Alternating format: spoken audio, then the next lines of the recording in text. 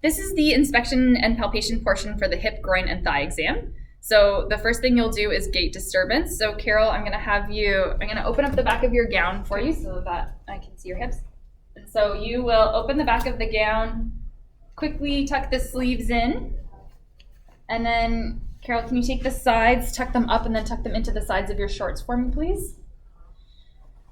Great. So once your patient has their gown on properly, you'll have them take a few steps and walk. So you'll go behind them and you'll watch how their hips move, their ankles, their legs. Come back. Great. And then once from the side, and you'll note any gait disturbances that you might see. Okay. And then you can come on back. And then I'll do this for you. So the rest of the exam is going to be done side lying. So with a lot of the hip, groin, and thigh exam, it's going to be very, very important that you're properly draping your patient, especially for this part of the exam.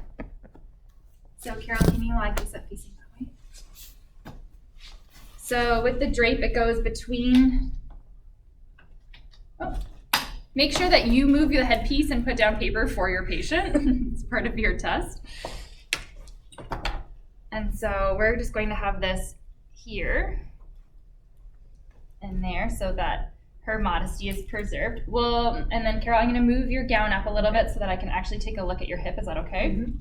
So with the shorts, you can take a look from the top portion of the hip and then from the bottom portion of the hip, always making sure that you are maintaining your patient's modesty. So you'll palpate through for any tender points or anything going on here. And so Carol, anything tender in here? Again, with this inspection portion of the exam, make sure that you have your netters open so that you can correlate what you're palpating to what the actual anatomy is, and that's a really great way to practice. And then you're looking for any, and I'm just going to pull your shorts down a little bit, is that okay? So you're looking for any muscle atrophy, any scars, discoloration. I'm just going to move this up a little bit, is that okay? Okay. And that is done, and then you'll flip your patient over, and then you're going to check the other side. So making sure that you're draped properly here.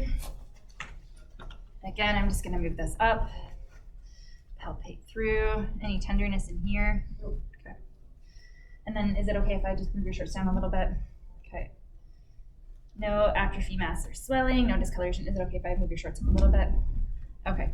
And that ends the end of your inspection and palpation for the hip.